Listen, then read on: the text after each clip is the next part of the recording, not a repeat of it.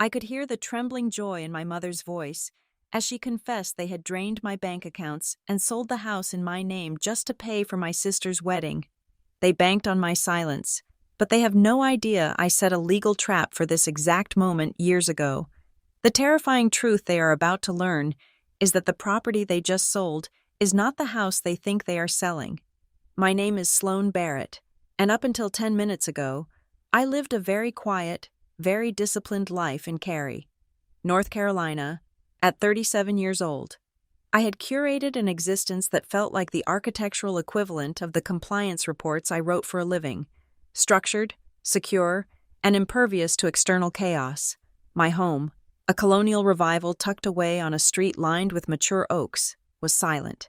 It was a Friday afternoon, the kind of stillness that usually signaled the start of a restorative weekend. I was sitting at my mahogany desk, reviewing a discrepancy log for work, when my phone vibrated against the wood grain. The screen lit up with the photo of my mother, Cynthia. She was smiling in the picture, a glass of Chardonnay in her hand. I hesitated. Calls from my parents on the eve of a major family event were rarely administrative. They were usually emotional ambushes. My younger sister, Brielle, was getting married tomorrow. I had already sent my gift, a check for $1,000, generous considering the distance we kept, and I had my dress pressed and hanging on the back of the door. I assumed this was a last-minute panic about seating charts or floral arrangements. I slid my thumb across the screen to answer. Sloane? Oh, thank God. Pick up. Pick up. My mother's voice was not panicked. It was shrill, vibrating with a terrifying kind of euphoria. It sounded like she had just won a lottery jackpot. We did it! We fixed everything! Behind her, I could hear the roar of a celebration, clinking glasses, laughter, perhaps the prelude to a rehearsal dinner that had started early. Mom, I asked, keeping my voice level, what is going on? You sound manic. Not manic, Sloane, relieved, overjoyed. This was my father, Harlan, jumping onto the line. He must have been leaning over her shoulder, shouting into the receiver. We saved the day. Your sister was a wreck this morning. Absolute wreck. The venue demanded the final installment. The caterer threatened to walk. And Graham? Well, Graham was stressing about the liquidity for the honeymoon. I felt a prickle of unease at the base of my neck. Not because of the wedding drama. Brielle's life was a perpetual sequence of crises needing funding, but because of the collective we my father was using. Okay, I said slowly. And how did you fix it? We made an executive decision, my mother said, her voice dropping to a conspiratorial whisper that was loud enough for half the room to hear. We knew you would want to help. You have always been the strong one, the one with the steady job and the surplus. So, we handled it. Handled what? My fingers hovered over my keyboard. The cursor on my screen blinked rhythmically, a steady heartbeat against the rising panic in my chest. We went to the bank this morning, my father said, his tone booming with pride. And we liquidated the savings accounts, all of them. And Graham, bless him, he managed to rush the paperwork through on the house. He found a cash buyer, an investor he knows from the city. They closed in under 24 hours. Can you believe that? The market is on fire. The world seemed to tilt on its axis. The air in my home office, usually cool and conditioned, suddenly felt thin. Wait, I said.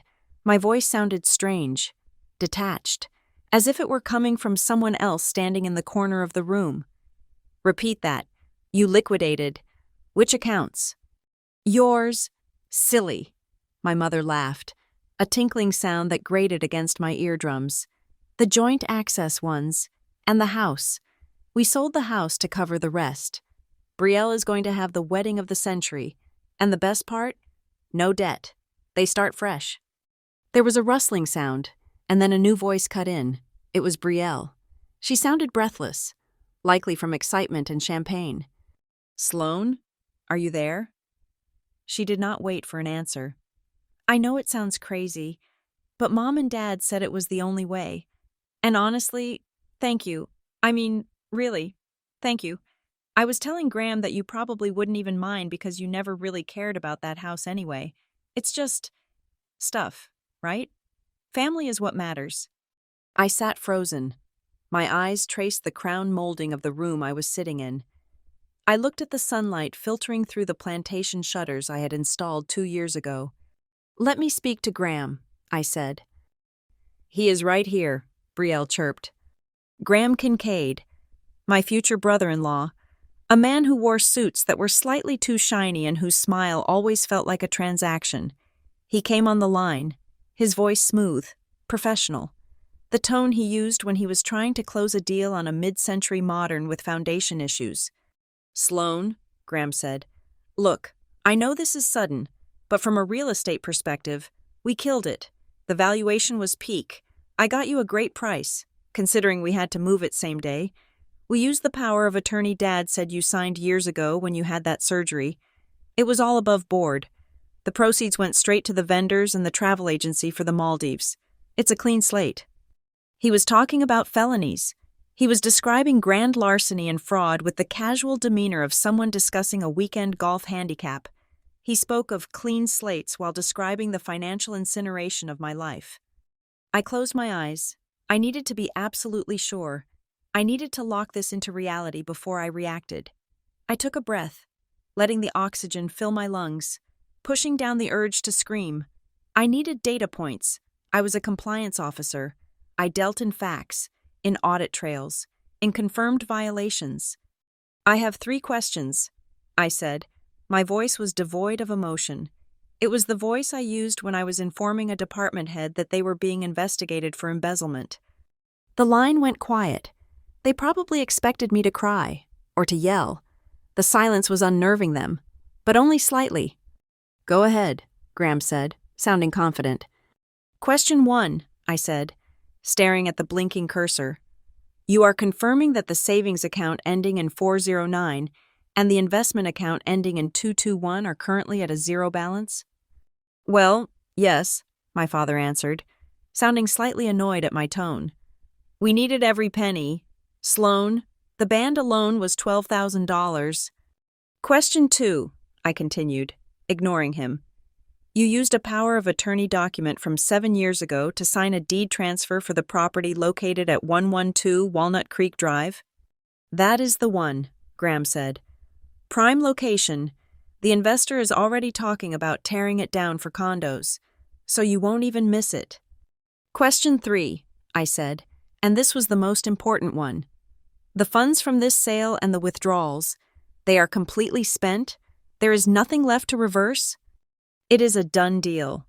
"Sloan," my mother said, her voice dripping with that toxic positivity she used to smooth over every crack in our family foundation. "The checks are cut. The vendors are paid. It is non-refundable. Just be happy for your sister.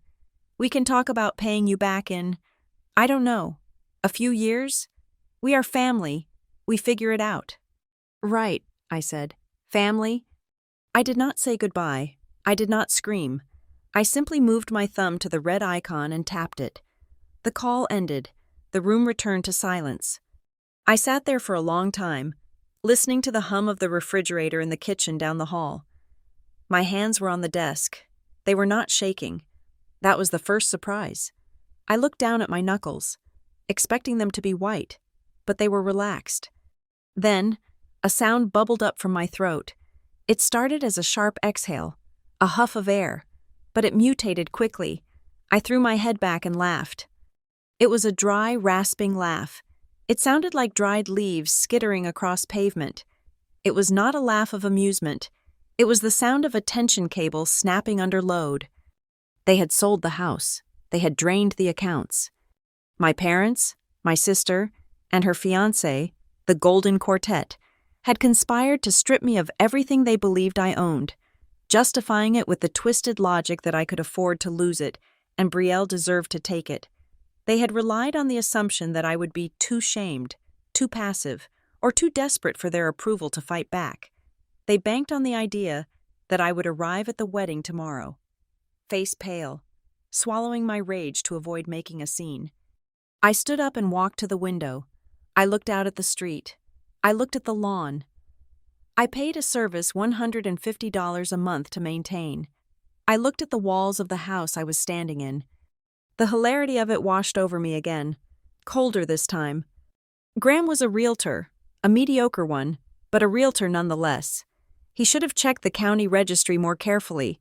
He should have pulled the actual title history instead of relying on the superficial paperwork my parents had access to in their family file. They had sold the house on Walnut Creek Drive, the house they thought was my primary asset, the house they thought I owned outright in my own name. They did not know. They did not know that for the last 5 years, ever since I started working in high-level fraud detection, I had restructured my entire life. I had built firewalls. The house on Walnut Creek Drive, the one they just sold to a cash investor, was indeed a property I controlled. But it was not my house, not legally. And the accounts they drained? They were my public accounts, the ones I kept active with just enough money to look like a healthy, normal savings for a single woman, specifically so my parents would stop asking questions about why I didn't have more. They had just committed grand larceny, deed fraud, and wire fraud to steal a decoy. But the most beautiful, terrible part was not that they had failed to steal my real wealth.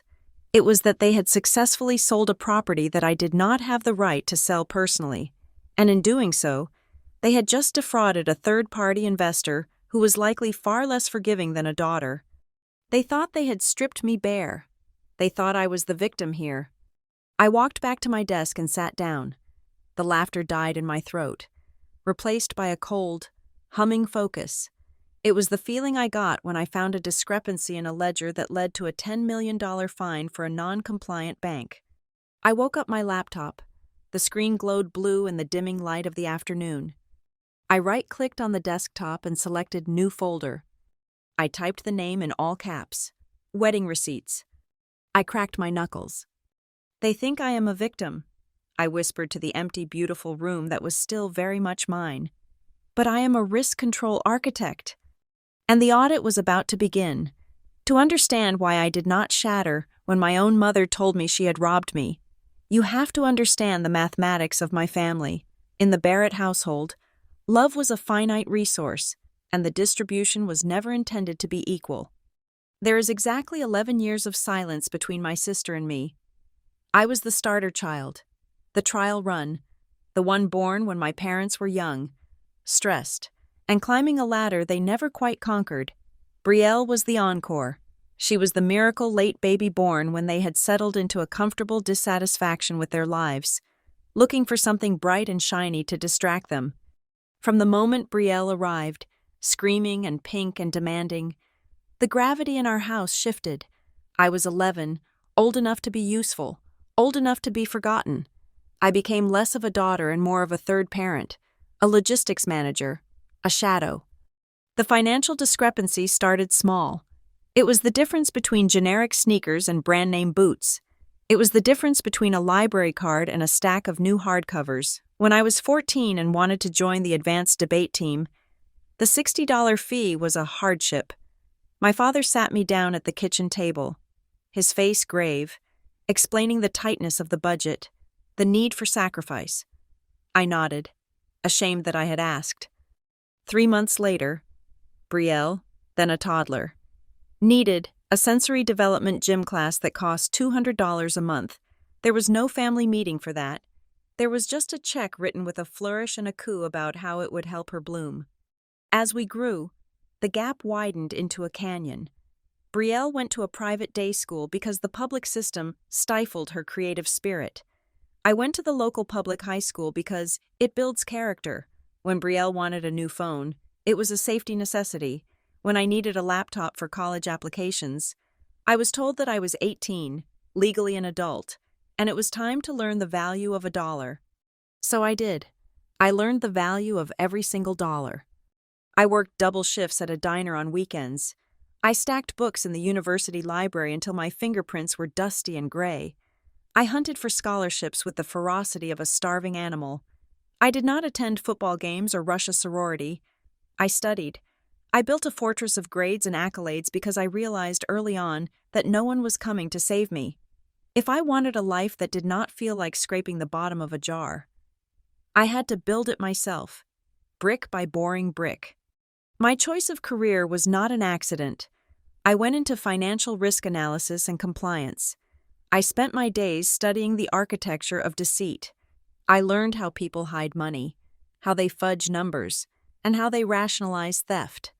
Now, at 37, I work remotely for Redwood Gate Compliance. It is a firm that does not exist to the general public, but is very well known to corporations that fear federal indictments. My job is to look at a spreadsheet of 10,000 benign transactions and find the one that is a lie. I look for patterns. I look for the shadow of a hand moving money where it should not go.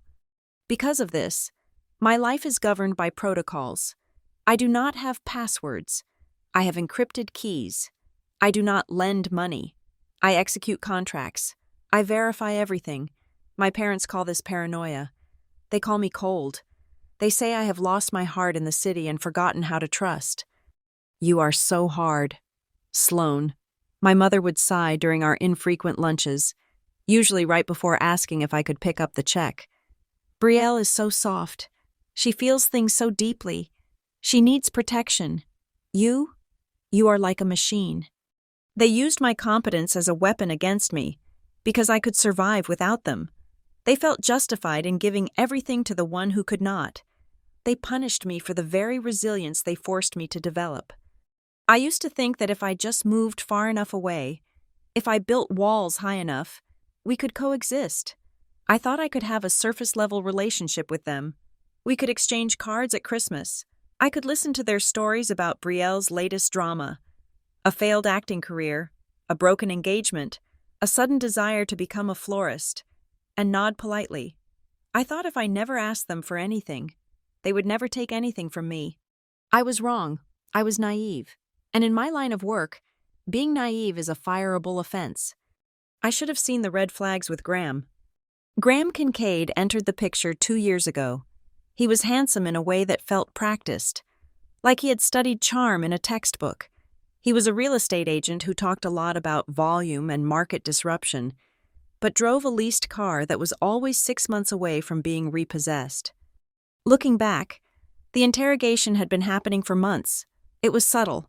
It was woven into dinner conversation over dry turkey and boxed wine. The market in Cary is exploding, Graham had said last Thanksgiving, swirling his drink. Your place on Walnut Creek? I ran the comps. You are sitting on a gold mine. Sloan, have you ever appraised it? I am happy where I am, I had replied, cutting a piece of pie. But the equity, he had pressed, his eyes slightly too wide, too eager.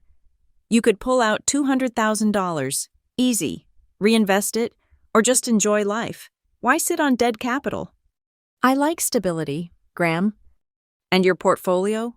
He had asked later, while we were watching football. You are in finance. You must have some killer yield strategies. Who do you bank with?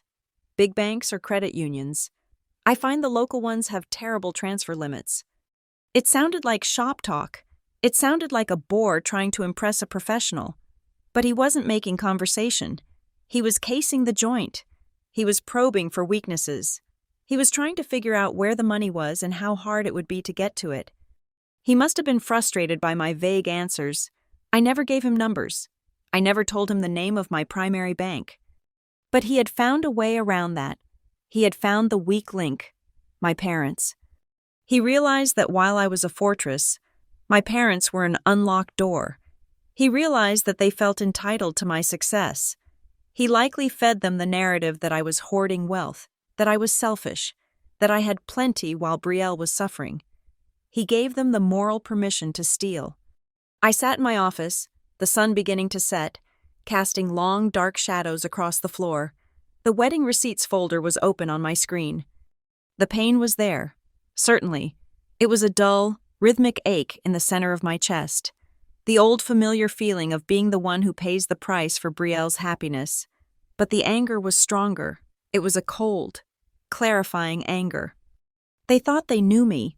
They thought I was the girl who studied quietly in the corner, the woman who paid the bill to avoid a scene, the dutiful daughter who would swallow this toxicity to keep up appearances. They did not know who I had become. They did not know that at Redwood Gate, I was the person they called when they wanted to destroy a fraudster so completely that they could never work in the industry again. I opened a new spreadsheet. I typed in the first entry. Date, November 24th. Event, Graham Kincaid, inquiries regarding Walnut Creek equity position. I was not just Sloane the sister anymore. I was Sloane the auditor. And I was about to conduct the most thorough investigation of their lives. They wanted my money? They were going to get my full, professional attention instead. The setup for the betrayal began not with a shout, but with a whisper of administrative bureaucracy. It was a masterclass in social engineering, and the hacker was my own mother. About 3 months before the wedding, the tenor of Cynthia's phone calls shifted. She stopped complaining about Brielle's indecisiveness regarding napkins and started talking about legacy and family positioning. She told me that she and my father were trying to consolidate their assets to secure a bridge loan for the wedding deposits. The narrative was that they had the money, but it was tied up in long-term bonds, and they just needed to show the bank a liquidity statement that reflected the total strength of the Barrett family unit. I sat in my home office, listening to her voice modulate into that reasonable, businesslike tone she adopted whenever she was about to ask for a favor that crossed a boundary. "It is just a formality. Sloane," she had said.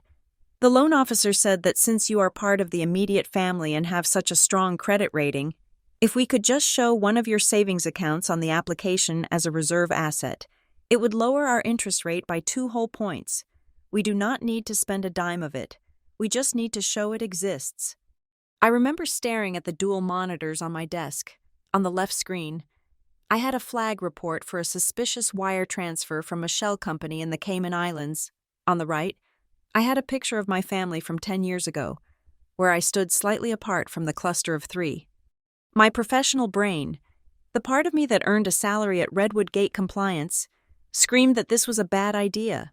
Commingling assets, even for a snapshot statement, was the first step in every embezzlement case study I had ever taught to junior analysts.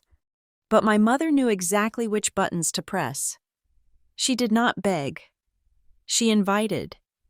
She made it sound like I was finally being drafted into the inner circle of decision-makers. For the first time, I was not being asked to just give. I was being asked to stand with them. "I cannot add my main accounts to your application, Mom," I said, testing the waters. "That would trigger a compliance review at my job." "Oh, of course not," she countered quickly, too quickly. "Just a secondary one. Maybe that savings account you used to keep for emergencies? Just for a week.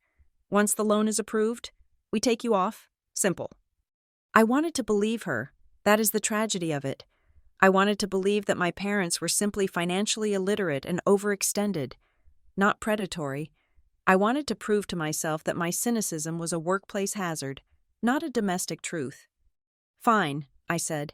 "I will set up a specific account for this purpose. I will deposit a fixed amount. You can use the statement for your application, but I am keeping the login credentials, and I want to see the loan paperwork." "You are such a lifesaver," she exclaimed. "I will tell Brielle you are the reason she is getting her dream venue." That was the hook, the validation. However, I did not just hand over the keys. I acted according to my nature. I opened a new high-yield savings account at a bank that offered robust API integration for monitoring. I transferred $50,000 into it, a significant sum, enough to look impressive on a loan application, enough to be tempting. Then, I gave my mother the account number and a viewer access code. I told her it was read only. I lied. Or rather, I gave her a code that looked like it was read only, but I had deliberately left a loophole in the security settings that a determined person, or a desperate one guided by a shady real estate agent, could exploit to request a transfer authorization. It was a test, a honeypot. In cybersecurity terms, I had just placed a server in the wild with a weak password to see who would try to hack it. The reaction was immediate. Less than 6 hours after I provided the account details, my phone buzzed with a notification. It was not from the bank. It was from Brielle. She did not say thank you. She sent a digital mood board. It was titled The Royal Gala. I scrolled through the images. It was an explosion of excess. Imported white orchids from Ecuador, a live 12-piece jazz orchestra, a venue in downtown Raleigh that I knew charged $15,000 just to unlock the front doors on a Saturday evening. Then came the text from Graham. Graham Kincaid did not text like a brother-in-law. He texted like a mid-level manager trying to hit a quarterly quota. "Sloan," the message read, "big moves today. The venue coordinator says we need to lock in the catering headcount by Friday or we lose the slot. I am looking at the budget and we are tight. But with the new liquidity profile, we might be able to leverage a cash advance. Thoughts?" Liquidity profile. He was using my money as a bargaining chip before the ink was even dry on the fake loan application. I typed back, "The account is for verification only. Graham, do not commit to funds you do not have." He replied with a thumbs up emoji. Then, 5 minutes later, "Understood. Just exploring options. But hey, real estate market is wild right now. If you ever want to leverage that equity in your place to really help Brielle out, I know a guy who does same-day bridge loans. Just saying." I did not reply. Instead, I took a screenshot of the conversation. I saved it to a folder I had created on my encrypted drive. Then I went to the bank's security log. I saw the login activity. Someone had accessed the account I shared with my mother. The IP address did not match my parents' home in the suburbs. It matched a commercial ISP used by mobile devices. Graham. He had logged in, he had checked the balance, and then he had clicked on the Transfer Options tab. He had not executed anything yet, likely because he hit the two-factor authentication wall. But he had tested the door handle. He was checking to see if it was locked. I felt a cold chill slide down my spine, but I did not close the account. Instead, I widened the trap. I called the bank and authorized a specific type of soft access that allowed for transfer requests to be initiated without an immediate text alert to me, provided they were under $5,000. I removed the instant block. I wanted to see if they would try to siphon it off in small chunks. I sat there in the dark of my office, the glow of the screen illuminating my face. I felt like a hunter sitting in a blind, waiting for the deer to step into the clearing. The next day, my mother called again. "Sloan, honey," she said, her voice dripping with artificial sweetness. "Graham says there is a small processing fee for the loan application. It is weird, but the bank says it needs to come from the reserve account to prove the funds are active. It is only $500. Is it okay if we just process that? We will pay you back cash next week." It was the classic foot-in-the-door technique, a small, reasonable request to establish a pattern of compliance. If I said yes to $500, next week it would be $2,000 for a cancellation deposit, and the week after that it would be $10,000 for an emergency. "Send me the invoice from the bank," I said calmly. "Oh, it is all verbal right now," she stammered. "Graham is on the phone with them. We just need to click accept. Please, Sloan, do not make this difficult. It is for your sister." I closed my eyes and took a deep breath. This was it. This was the moment they decided that my boundaries were suggestions, not rules. "Go ahead," I said. "But Mom, this is the only time." "I promise," she cried out. "You are the best sister, really." I hung up. I watched the screen. A moment later, the transaction appeared. $500. Transferred not to a bank for a fee, but to a peer-to-peer payment handle that I recognized. It was the username for a high-end bridal boutique in Cary. They had lied to me for $500. I did not call them out. I did not scream. I simply right-clicked on the transaction line and selected Export to PDF. I saved it to the folder. Then, I did something that would seal their fate. I logged into my state's digital notary service, a tool I had access to for work, and I drafted a document. It was a digital affidavit, confirming that I had provided limited access to this specific account solely for the purpose of credit verification, and explicitly forbidding any withdrawal for personal use. I time-stamped it. I signed it digitally. It was a silent scream of legal standing. I sat back in my chair. The trap was set. The bait, the $50,000, was shimmering in the water. The sharks were circling. I whispered to the empty room, a promise to the little girl inside me who still just wanted to be loved. If they really are family, they will stop at 500. They will not touch the rest. They will not step over the line. But as I watched the cursor blink, I knew exactly what they were going to do, and I knew that when the time came, I would have the receipts to bury them. It was a Tuesday morning, the kind of aggressively normal Tuesday that usually evaporates from memory by noon. I was sitting at my desk with a mug of black coffee, preparing for a quarterly audit review for a client in Chicago. My routine was a religious ritual. Wake up at 6, run 3 miles, shower, coffee, and then a full review of my personal financial dashboard before logging into the corporate server. It was a habit born of my profession. You do not spend your life hunting for missing pennies in other people's fortunes without keeping a hawk-like watch on your own. I logged into the portal, the screen refreshed, and the world stopped. The savings account I had opened as the bait, the one funded with $50,000, was not showing $50,000. It was showing $14.62. I blinked. I hit the refresh button, certain that it was a caching error, a glitch in the bank's API. The page reloaded. $14.62. I did not scream. I did not throw my mug against the wall. Instead, a terrifying calm descended over me. It was the icy, detached focus of a surgeon stepping up to a trauma table. My heart rate actually slowed down. This was no longer a family dispute. This was a crime scene, and I was the lead investigator. I clicked on the transaction history. It was a bloodbath of withdrawals. They had not taken it all at once. That would have been too obvious, too likely to trigger a manual review by the bank's fraud department. Instead, they had structured the theft. There were 5 transfers over the last 48 hours, each for $9,000 or slightly less. In the world of compliance, we call this smurfing, breaking a large sum into smaller transactions to evade the $10,000 reporting threshold required by federal law. The destination for every single cent was a personal checking account at a different regional bank. The account holder's name was visible in the transfer memo. Harlan Barrett, my father. My fingers flew across the keyboard. I pulled up the metadata for the transactions. The IP address used to authorize the transfers was the same one I had tracked earlier. It belonged to Graham's mobile device. My father's name was on the receiving account, but Graham's digital fingerprints were all over the robbery.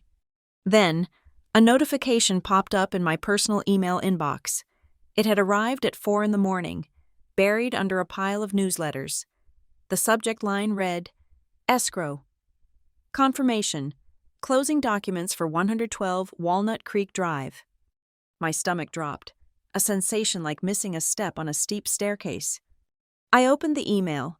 It was from a title company I had never heard of, a low-rent operation based in a strip mall on the outskirts of Raleigh. The email was perfunctory, congratulating me on the successful sale of my property and confirming that the net proceeds had been wired to the seller's designated account. Attached to the email was a PDF file labeled Executed Closing Packet. I downloaded it.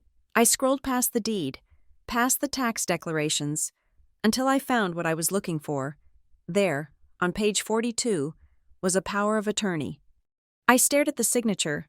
It was my name, written in a shaky, looping scrawl that looked vaguely like mine, but lacked the sharp precision I use today. I looked at the date next to the signature. August 14th, 7 years ago. I remembered that date. I remembered it with the visceral clarity of pain. That was the day my appendix had burst. I had been rushed to the emergency room, delirious with fever and agony, pumped full of morphine and antibiotics. My parents had been there, hovering by the bedside, looking concerned. I remembered my father handing me a stack of papers, telling me they were standard hospital admission forms, liability waivers, insurance authorizations. "Just sign here, honey," he had said, his voice soothing. "Let us handle the doctors. You just rest." I had signed. I was 29, in agony, and trusting. They had slipped a durable general power of attorney into the stack, an unlimited mandate giving them total control over my financial and legal life if I became incapacitated, but drafted broadly enough that, if not revoked, it could be argued it was still valid. They had kept it for 7 years. They had filed it away in a drawer, waiting for a day when they needed to liquidate my life. And yesterday, they had used it to sell the house on Walnut Creek Drive. I sat back in my chair. The coffee in my mug had gone cold. Most people would be crying by now. Most people would be calling the police, screaming, hyperventilating, but I was not most people. I was a risk analyst. Tears were inefficient. Tears did not recover assets. Evidence did. I opened a new spreadsheet. I named it Theft Timeline Barrett, XLSX. I began to populate the columns: date, time, IP address, amount, authorization method. I cross-referenced the sale price of the house listed in the closing documents. They had sold it for $320,000. It was at least $50,000 under market value. They had fire sold it for cash, desperate for speed. I needed a confession.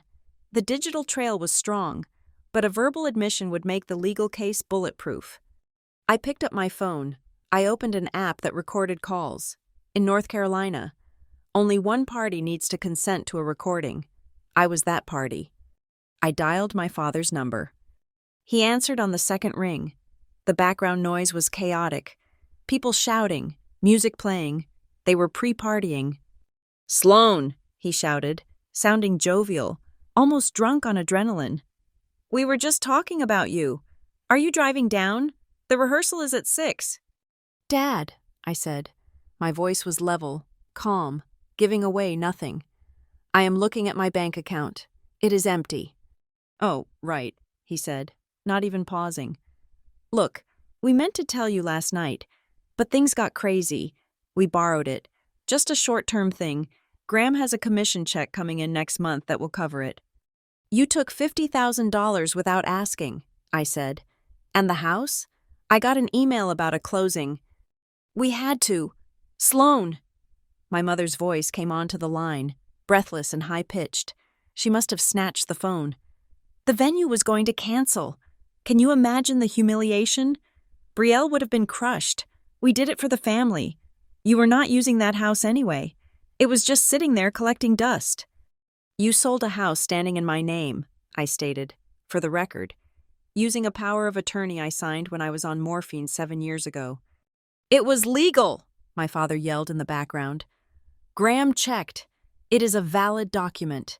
You signed it. Stop being so dramatic. We are talking about your sister's happiness. Is money really more important to you than your sister's wedding?" "So you admit it?" I said. "You admit you sold the property and drained the accounts to pay for the wedding."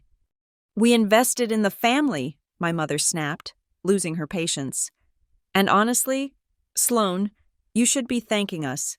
We took the stress off your plate. You are always so obsessed with hoarding everything. We put it to good use. Now stop ruining the mood. Are you coming or not?" "I will be there," I said. "Good," she said. "Wear something bright. No black. It is a celebration." The line went dead. I saved the recording. I backed it up to 3 different cloud servers. I stared at the screen, at the zero balance, at the closing statement. They thought they had won. They thought they had successfully raided the treasury and that I would just roll over because family is everything. But then, a realization hit me, a thought so sharp and sudden that it made the corner of my mouth twitch upward. Graham was a sloppy realtor. He had rushed the title search. He had seen Sloan Barrett on the tax bill and assumed I held the title in fee simple, meaning I owned it outright as an individual. But the Walnut Creek house was not a simple asset. 3 years ago, when I started consulting for high-net-worth clients, I had learned about asset protection. I had moved my primary assets, including the true ownership interest of that property, into a complex structure. The house on Walnut Creek was titled to me personally on public records for administrative ease, but the beneficial interest, the actual right to sell and profit, had been assigned to a land trust, which was in turn owned by a Wyoming LLC. I had failed to update the public deed to reflect the trust, a clerical oversight on my part at the time. But that oversight was now a weapon.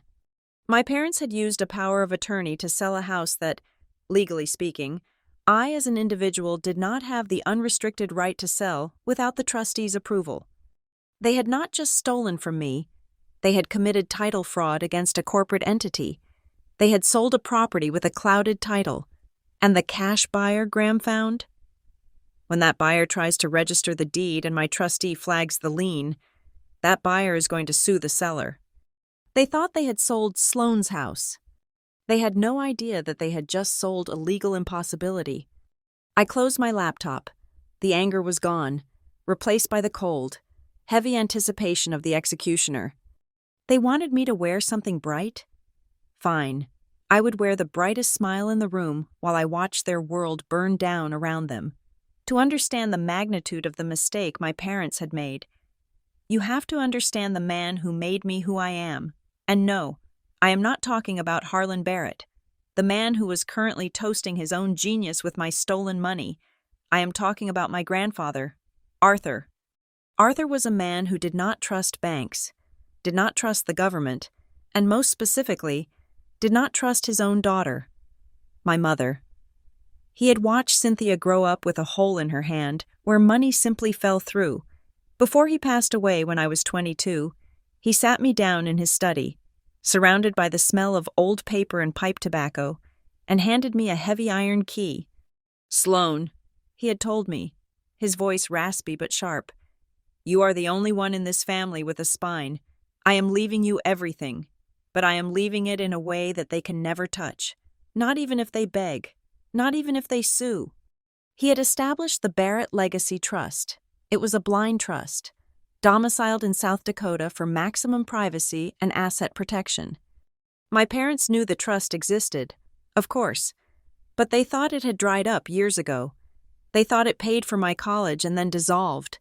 They had no idea that the house I lived in, the house on Walnut Creek Drive, was not actually mine in the way they understood ownership. Technically, my name was on the deed. That was the bait. That was the public face of the asset, designed to make me look like a normal, solvent citizen.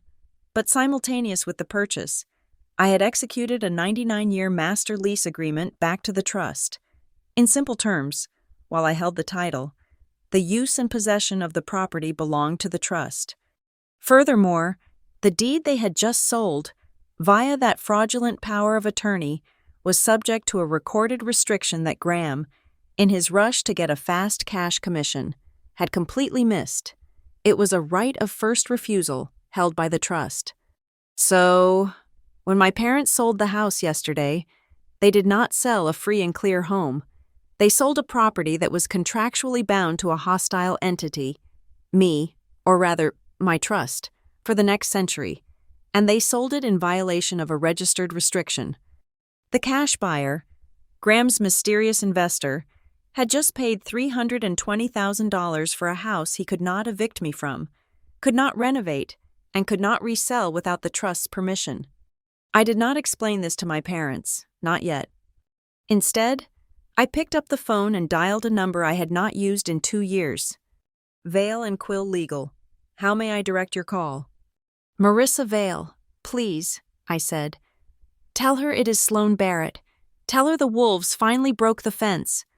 Marissa Vale was a shark in a silk blouse. We had met during a compliance seminar in D.C., where she had given a keynote speech on the art of the civil clawback. She was the managing partner of Vale and Quill, a boutique firm that specialized in exactly this kind of high-stakes domestic fraud. 30 minutes later, I was sitting in her office downtown. The room was glass and steel, overlooking the city skyline. I had the wedding receipts folder open on my tablet. Marissa slid a printed copy of the power of attorney across her desk.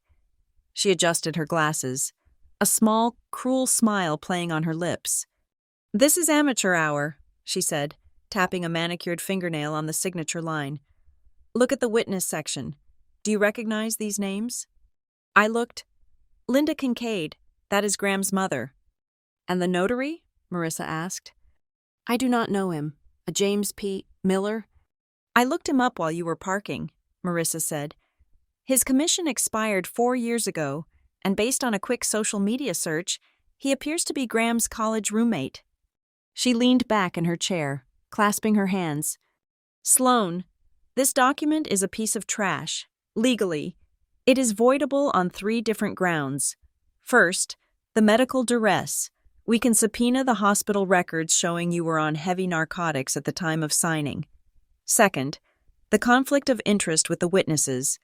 Third, the expired notary commission. We can overturn this sale in a heartbeat. We can file an emergency injunction today, stop the wire transfer, and have the sheriff at the venue to serve them before the appetizers are served. My heart jumped. It was the logical, safe move. Stop the bleeding. Get the money back. But, Marissa continued, her eyes locking onto mine, if we do that, we save them. I blinked. Excuse me?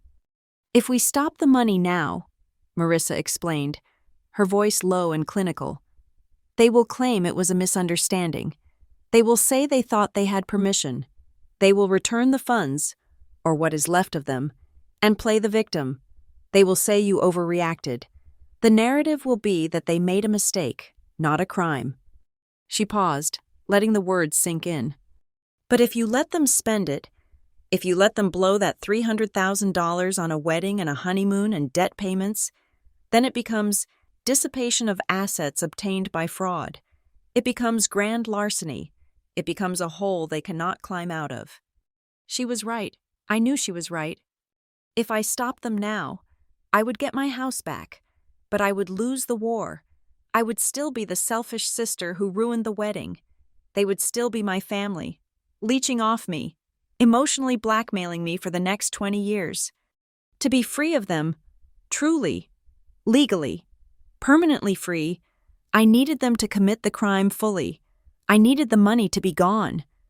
The house? I asked. The house is safe, Marissa assured me. The trust structure holds.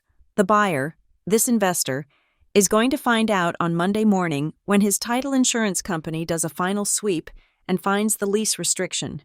He is going to realize he bought a property with a poison pill attached. He will not sue you. Sloan, he will sue the sellers. He will sue your parents and Graham for fraud and breach of contract, and since they will have spent the money, they will be personally liable. Marissa slid a new document toward me. It was a retainer agreement. We play the long game, she said. We document everything. We let them have their party, and on Monday morning, we drop the hammer. I signed the retainer. My hand was steady. What do I do until then? I asked. Marissa smiled. It was not a nice smile. You act like a compliance officer. You secure the perimeter. I left her office and went to work. I did not call my parents. I did not scream at Graham. Instead, I contacted the fraud department of my bank. I did not ask them to reverse the charges. Marissa had advised against that for the moment, but I flagged the accounts as compromised under investigation, effective immediately following the last withdrawal. This ensured that no future overdrafts could be linked to my credit score. Then, I logged into the server for the house management system. I downloaded the access logs. I wanted to prove that I had not been the one to authorize the realtor's entry. As I was working, a notification popped up on my phone. It was an email from the property management software I used for the trust. Alert. Title inquiry detected. Someone was checking the deed. It was not my parents. It was the buyer. Graham's cash investor. I clicked on the details. The query came from a law firm representing Apex Capital Holdings. They were doing their due diligence, likely a day late. They had found the lease. I could imagine the phone call that was happening right now between the investor and Graham, who was probably getting fitted for his tuxedo, thinking he had just pulled off the deal of a lifetime, Graham, who had assured his client that the property was clean and vacant. The investor would be furious. He had wired $320,000 for a house he could not use. But Graham would not tell my parents. Not yet. He would be too scared. He would try to fix it. He would try to smooth it over. Hoping the check had already cleared. Hoping he could talk his way out of it after the wedding. He was trapped between a fraud charge and a furious investor, and he was walking down the aisle in less than 24 hours. I closed my laptop. The sun was setting over Raleigh. I walked to my closet and pushed aside the gray and black suits I wore for work. In the back, covered in plastic, was a dress I had bought for a gala 3 years ago and never wore. It was red, not a subtle, dark wine red, but a bright, violent scarlet. My mother had told me to wear something bright. She had told me not to ruin the mood. I touched the fabric. It felt cool against my skin. They wanted a show. They wanted the rich sister to show up and smile and validate their theft. They wanted me to be the silent ATM, the doormat they could wipe their feet on before dancing into their new life. They thought I was defeated. They thought the silence from my end was the silence of shame. Marissa said to let them spend it, I whispered to the empty room. I would go to the wedding. I would drink their champagne. I would eat the cake paid for with my savings. I would watch my sister dance in a dress bought with the equity of a house she did not own. And I would smile, because I knew something they did not. I knew that on Monday morning, the music would stop, and when the music stopped, they would realize that they were not standing in a ballroom. They were standing in a courtroom. I pulled the red dress off the hanger. Game on, I said. The venue was a masterclass in aggressive opulence. It was held at the Gilded Oak Estate, a sprawling manor just outside the city limits that charged $20,000 merely to unlock the front gates. As I stepped out of my car and handed the keys to the valet, the scent hit me first. It was the overwhelming, cloying perfume of white Casablanca lilies. They were everywhere. They cascaded down the grand staircase in waterfalls of white and green, draped over the chandeliers, and formed a literal wall behind the sweetheart table. I did the mental math instantly. At wholesale prices, that was at least $8,000 in floral arrangements. If they had used the venue's preferred vendor, it was likely double that. I smoothed the fabric of my dress. I had chosen the red one I pulled from the closet the night before. It was a sleek, architectural sheath that reached my knees, minimalist in cut, but violent in color. In a sea of soft pastels and bridal creams, I looked like a warning flare. I walked up the stone steps, my heels clicking a steady, martial rhythm against the pavement. Inside, the ballroom was bathed in a golden cinematic haze. A live 12-piece band was playing a smooth jazz cover of a pop song, the brass section gleaming under the crystal chandeliers. The lighting was designed to flatter, soft ambers and pinks that erased wrinkles and made cheap jewelry sparkle. And there they were, the thieves. My father, Harlan, was holding court near the open bar.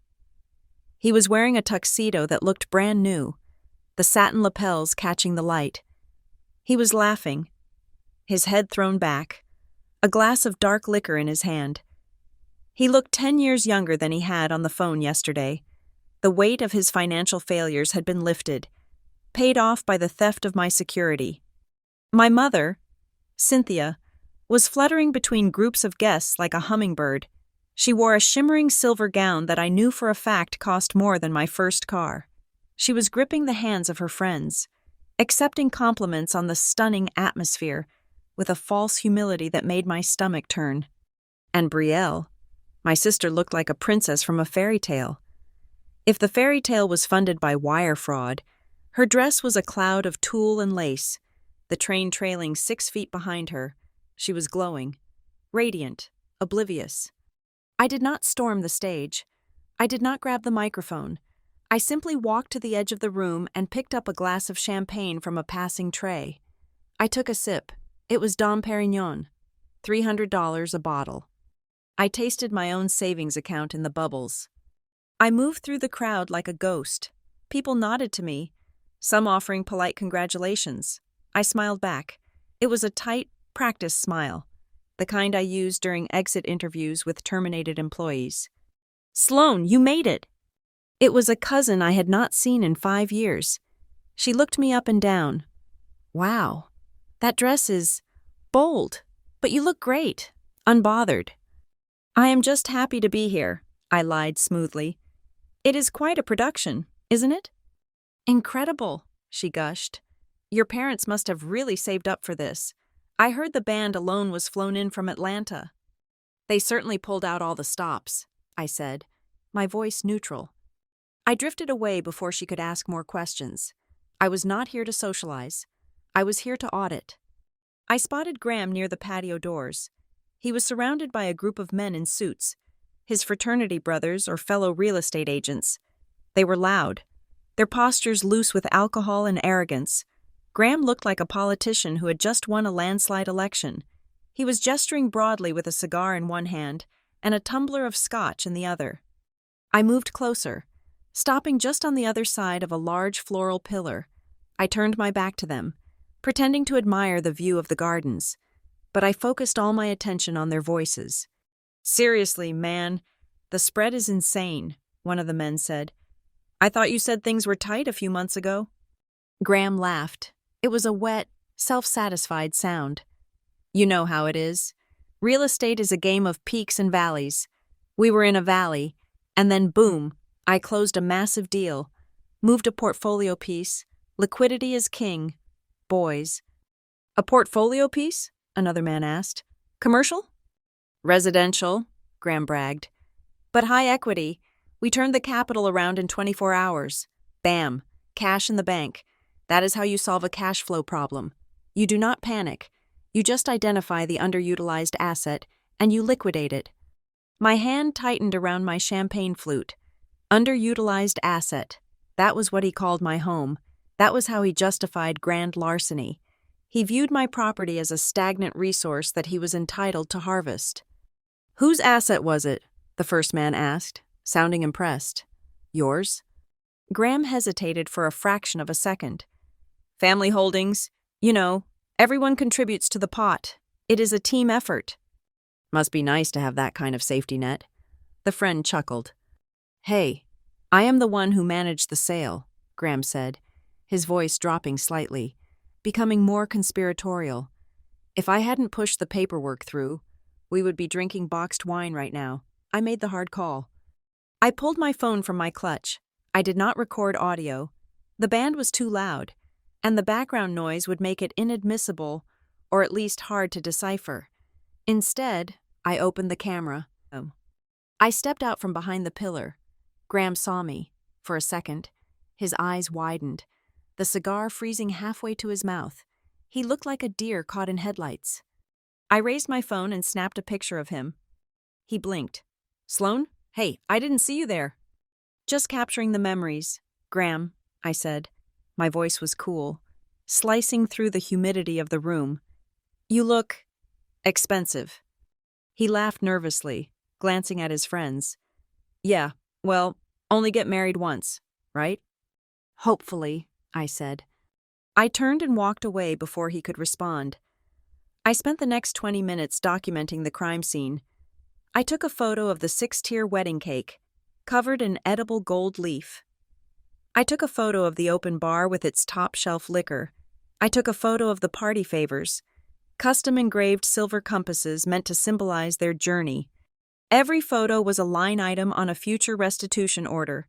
Every image was proof that when they said they needed the money, they meant they needed to feed their ego, not their survival. I was standing near the dessert table, calculating the cost per slice, when a hand clamped onto my upper arm. The grip was firm, painful. I turned to see my mother. Her smile was plastered on, stretching her skin tight, but her eyes were frantic. She leaned in close, bringing with her a cloud of expensive perfume and wine breath. "What are you doing?" she hissed, her voice low enough that the guests nearby couldn't hear. "I am taking pictures, Mom," I said, looking down at her hand on my arm. "Is that a crime?" "You are stalking around the room like a grim reaper," she whispered angrily. "People are noticing. You are not mingling. You are just staring. And that dress? I told you to wear something soft. You look like you are going to a funeral or a nightclub." "I think I look festive," I said.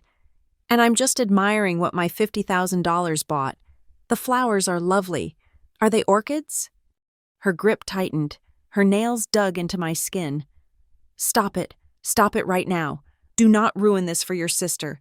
Do not make a scene. I haven't said a word, Mom. Your face is saying it, she snapped. You have that look, that judgmental, superior look you always have. Listen to me, Sloane. We did what we had to do. We are family. You need to let it go.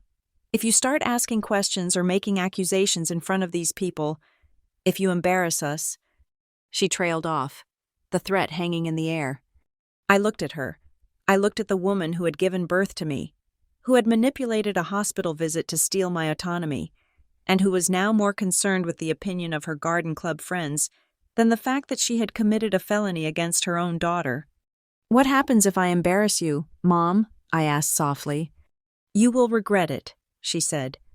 Everyone here thinks we are a happy, successful family. If you break that illusion, you are the one who will look crazy. You are the one who will look like the jealous, bitter spinster sister who couldn't handle Brielle's big day. She released my arm and patted my cheek. The gesture was patronizing, dismissive. Now put a smile on your face, she commanded, her voice returning to its sugary public persona. The photographer is coming around for the table shots. Do not make me tell you again. She turned and fluttered away, beaming at a passing waiter. I stood there, rubbing the spot on my arm where she had grabbed me. The physical pain was negligible, but the clarity it brought was absolute. I had been operating under the assumption that their currency was money. I thought that by taking the money back, I would hurt them, but I was wrong. Money was just a tool for them. Their real currency was reputation. They were terrified of being seen as failures. They were terrified of the cracks showing. They had stolen my house and my savings not just to pay for a party, but to buy a disguise. They needed the world to see them as wealthy, generous, and functional.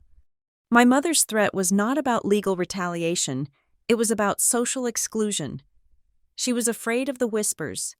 She was afraid of the loss of face.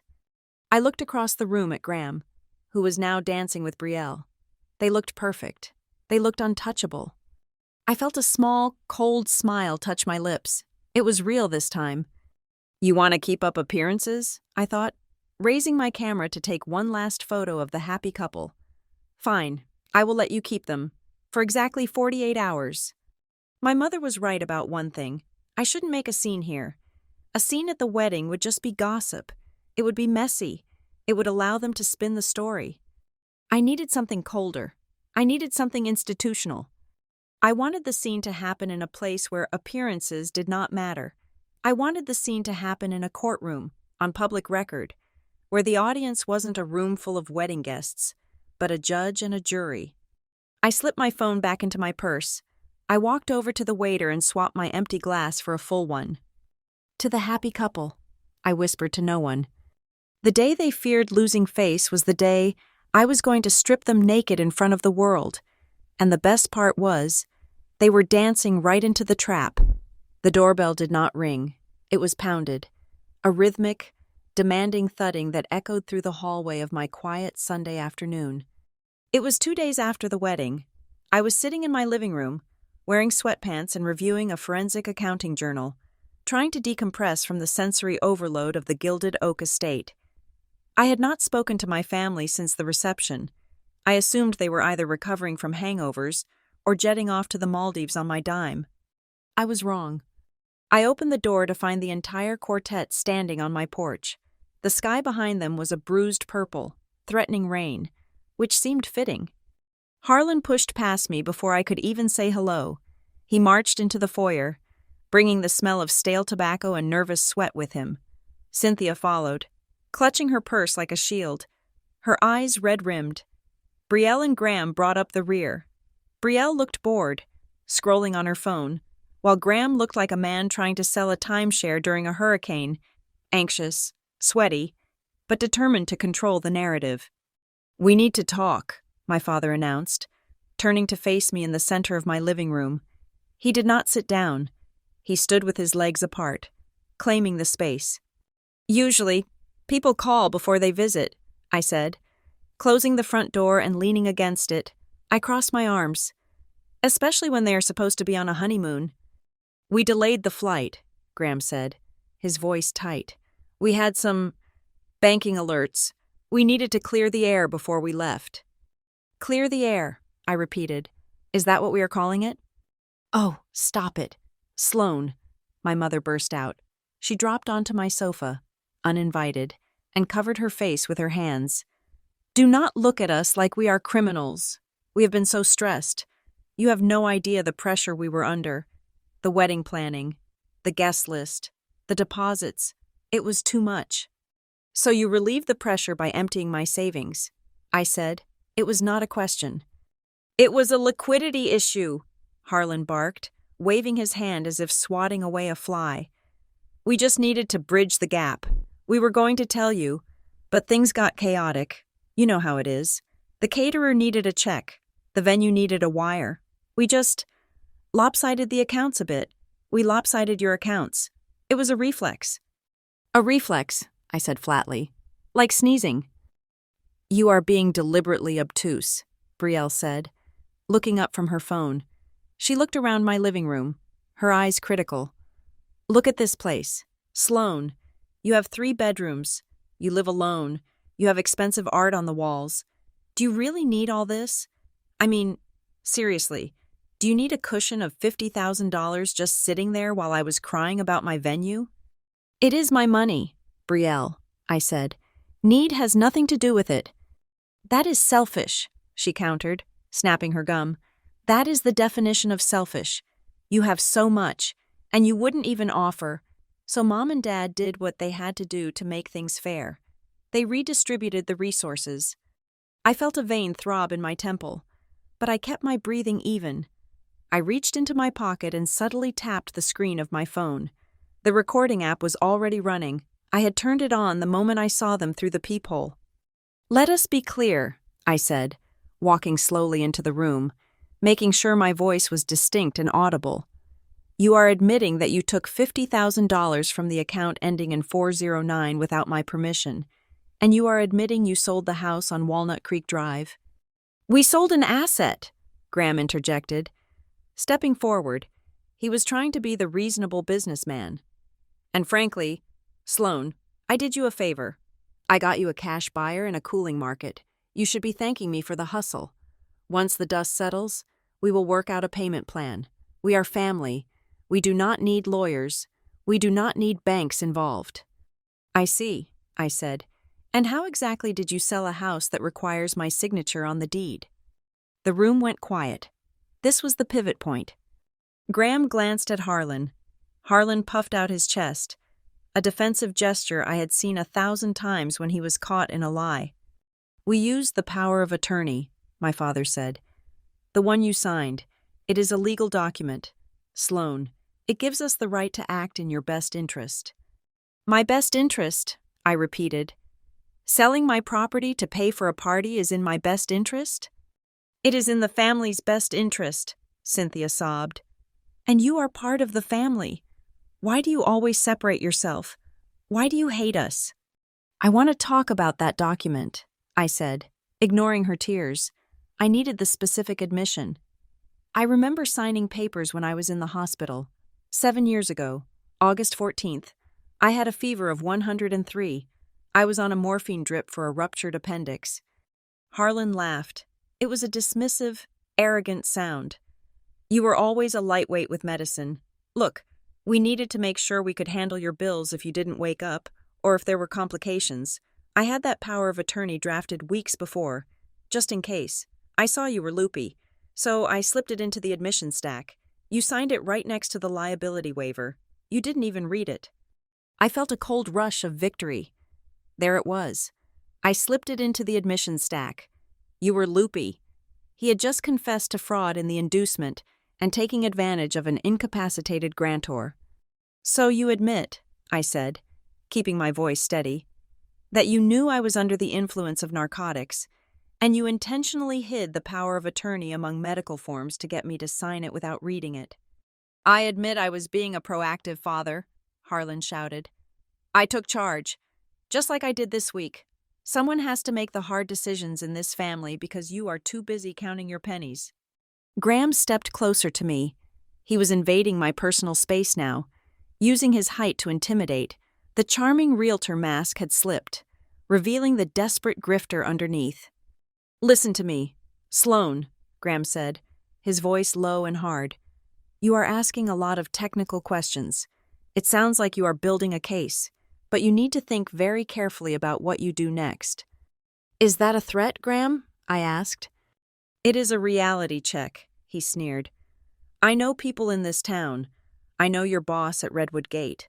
Well, I don't know him, but I can find him. If you try to report this as a theft, if you try to drag your own parents into court, I will make sure everyone knows exactly what kind of person you are. I will paint you as the unstable, jealous sister who tried to ruin a wedding because she is bitter that she is almost 40 and alone." "He will do it," Brielle added, sounding almost gleeful. "And Mom and Dad will back us up. Who are people going to believe? The happy newlyweds and the loving parents? Or the cold, heartless career woman? You will be a pariah. Sloan." "We will say you authorized it verbally," my mother added, wiping her eyes. "We will say you changed your mind and tried to blackmail us. We will destroy your reputation. Honey, we have to. We cannot go to jail." They were terrified, and in their terror, they were showing me exactly who they were. They were not a family. They were a syndicate, and they were threatening to burn my life down to cover their arson. I looked at them. I looked at the father who tricked me on a hospital bed. I looked at the mother who monetized her guilt. I looked at the sister who felt entitled to my labor, and I looked at the brother-in-law who thought he could bully a compliance officer. "Get out," I said. "What?" Harlan blinked. "Get out of my house," I said. "Now." "We are not finished," Graham said, stepping closer. "We need you to sign a waiver, a retroactive approval of the sale, just to satisfy the title company. Then we leave." So that was the real reason. The title company or the investor was asking questions. They needed a paper trail to cover the cracks. "I am not signing anything," I said. "And if you are not off my property in 60 seconds, I am calling the police and reporting a trespassing. And Graham, I have cameras in the foyer. You are threatening me on video." I didn't have cameras in the foyer, but Graham didn't know that. He flinched. He looked at the ceiling corners, scanning for a lens. The fear in his eyes was instant and total. "Let's go," Graham muttered to Harlan. "She is crazy. We will deal with this later." "You are a disappointment, Sloan," my father spat as he walked to the door. "A cold, heartless disappointment." "I love you, honey, but you leave us no choice," my mother whispered as she passed me, smelling of decay and lilies. Brielle didn't say anything. She just rolled her eyes and checked her reflection in the hallway mirror before walking out. I slammed the door behind them. I locked the deadbolt. I engaged the security chain. My heart was hammering against my ribs, not from fear, but from the adrenaline of the kill. I waited until I heard their car engine start and fade down the street. I pulled my phone out. I stopped the recording. File saved. Duration: 12 minutes and 43 seconds. I immediately opened my cloud storage app. I uploaded the file to a secure folder. Then I emailed a copy to myself. Then I emailed a copy to Marissa Vale. I walked into my office and sat down at my desk. My hands were trembling slightly, a physiological reaction to the confrontation, but my mind was crystal clear. They had just handed me the keys to their destruction. Harlan's confession about the hospital signature was the nail in the coffin for the power of attorney. Graham's threats were evidence of extortion and intent to defraud. Marissa had told me to let them spend the money. They had done that. But now, they had come into my home and threatened my livelihood. They had threatened to use their lies to destroy my professional reputation, the one thing I valued more than my assets. I opened my laptop. I pulled up the draft email I had prepared for the bank's fraud division. I pulled up the draft complaint for the State Real Estate Licensing Board regarding Graham Kincaid. I looked at the cursor hovering over the send button. "You wanted a reaction," I whispered. I clicked. Message sent. I opened the next tab. The lawsuit draft. I clicked. Message sent. I sat back in the silence of my house. The storm outside finally broke, rain lashing against the windows. The raid was over. The war had just begun, and they had no idea that while they were playing checkers with threats and emotional blackmail, I had just flipped the entire board. The text message from Brielle arrived on Wednesday morning. It was devoid of emojis, which for my sister was the equivalent of a formal legal summons. Coffee, the roastery on Main, 2 p.m., just us. We need to settle this like adults. I stared at the screen. Settle this was code for, you are making us uncomfortable, and we want you to stop.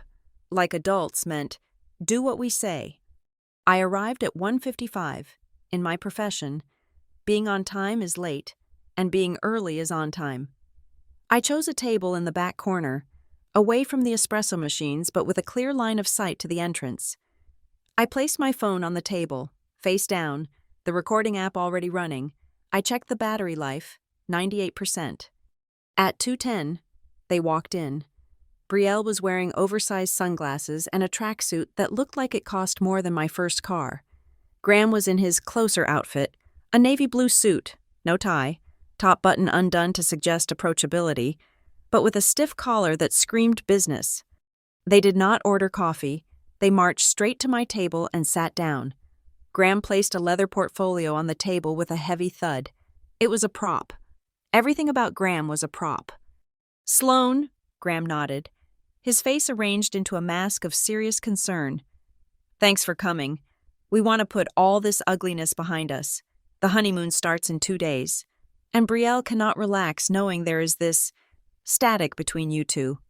Static, I repeated. Is that what we are calling felony theft today? Let us not use labels, Graham said, waving a hand dismissively. Let us talk solutions. I have been running the numbers. The market is volatile, but I have structured a pathway forward. He opened the leather portfolio and slid a single sheet of paper across the table. It was a spreadsheet. It was titled Barrett Family Repayment Strategy. I looked at it. It was an amortization schedule. 5 years, Graham said, tapping the paper with a gold pen. We pay you back the principal, the $50,000, over 60 months, 0 interest, obviously, since it is a family loan, but we commit to a monthly payment of $833. First payment starts in 90 days. Once I close my next few deals. I scanned the document. It was laughable. It was an unsecured promissory note from a man with a credit score I suspected was in the low 600s, backed by nothing but optimism. But my eyes drifted to the bottom of the page. There, in bold text, was a clause. Condition of agreement.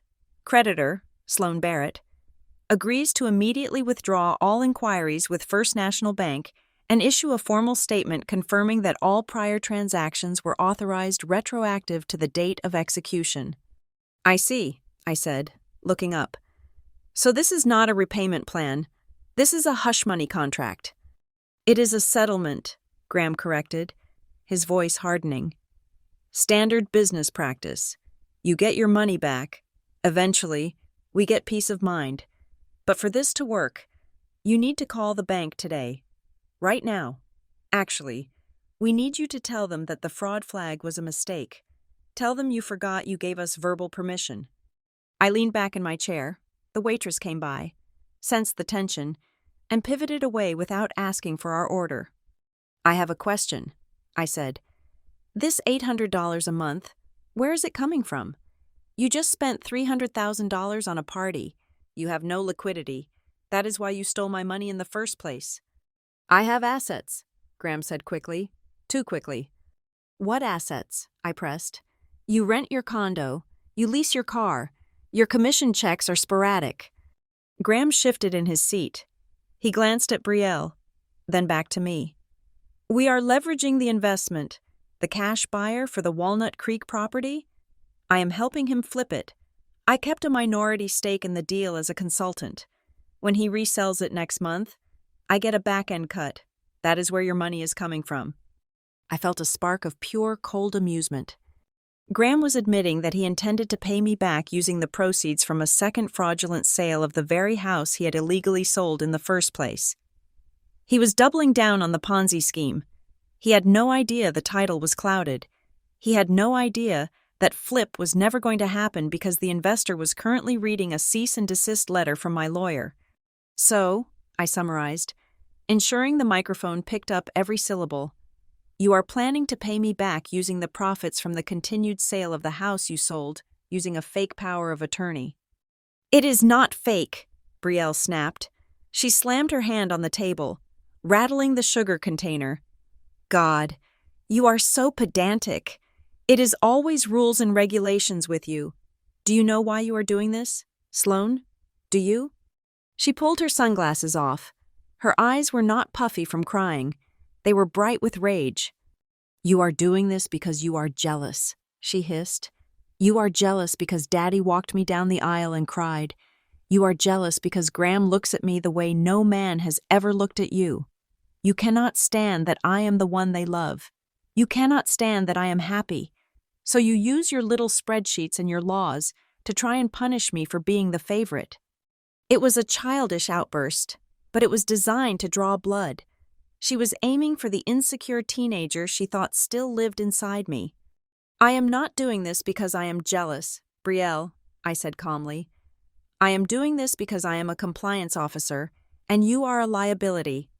You think you are so smart, Graham interrupted, leaning forward, his voice dropping to a menacing growl. But you are forgetting something.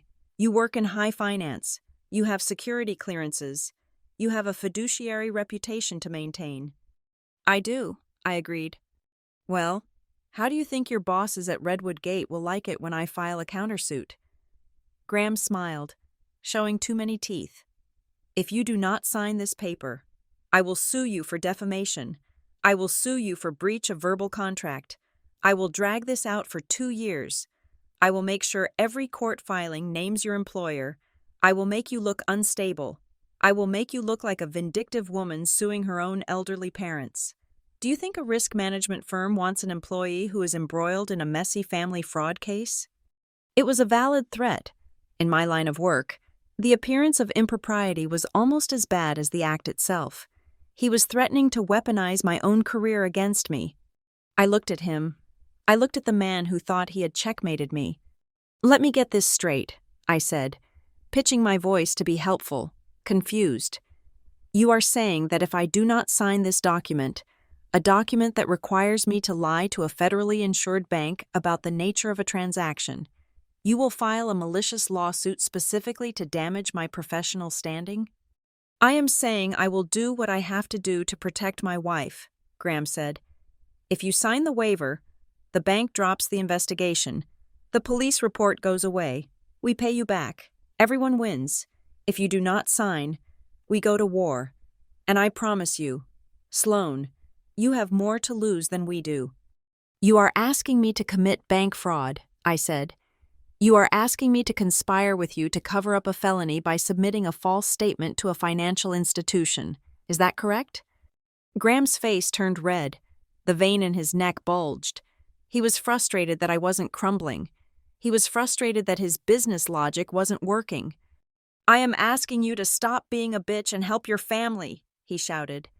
Heads turned across the coffee shop. I am asking you to fix the mess you made by reporting us. Just sign the damn paper and tell the bank it was authorized. How hard is that?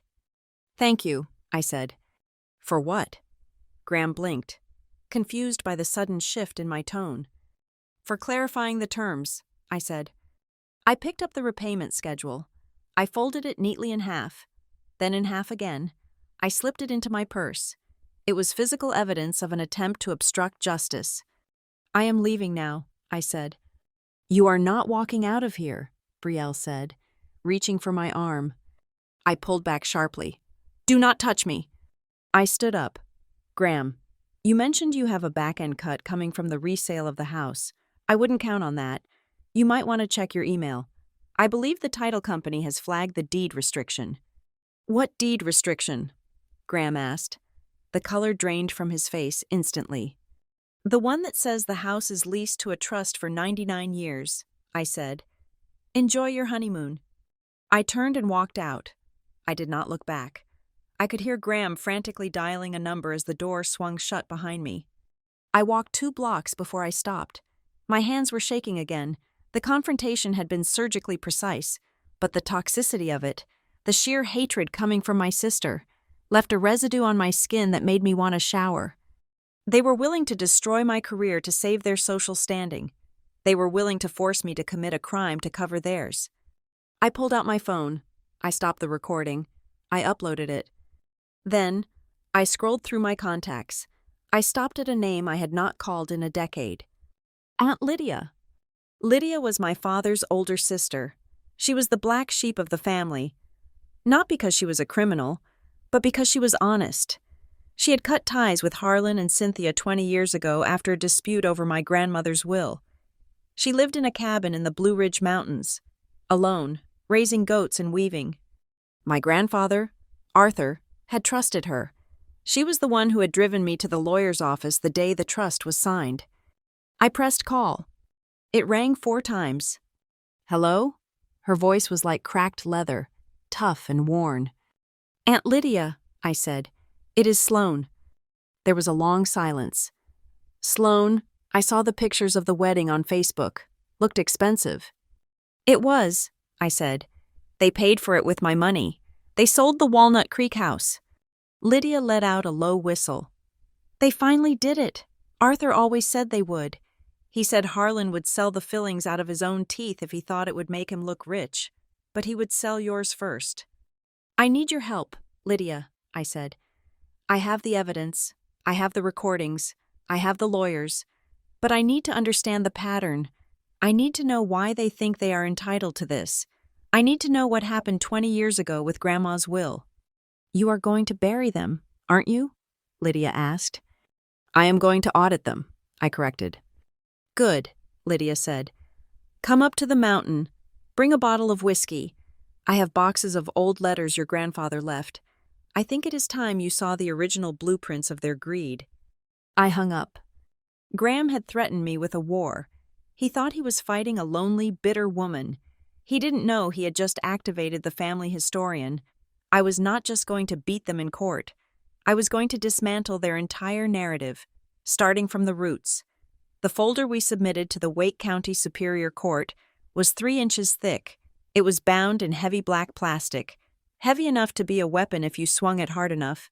In a way, it was... Marissa Vale did not believe in surprise attacks.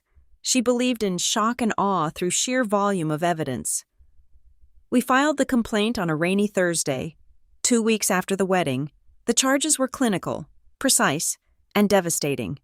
Conversion of funds, fraud in the inducement, breach of fiduciary duty, and most damaging of all, exploitation of a vulnerable adult. That last one was the nail in the coffin.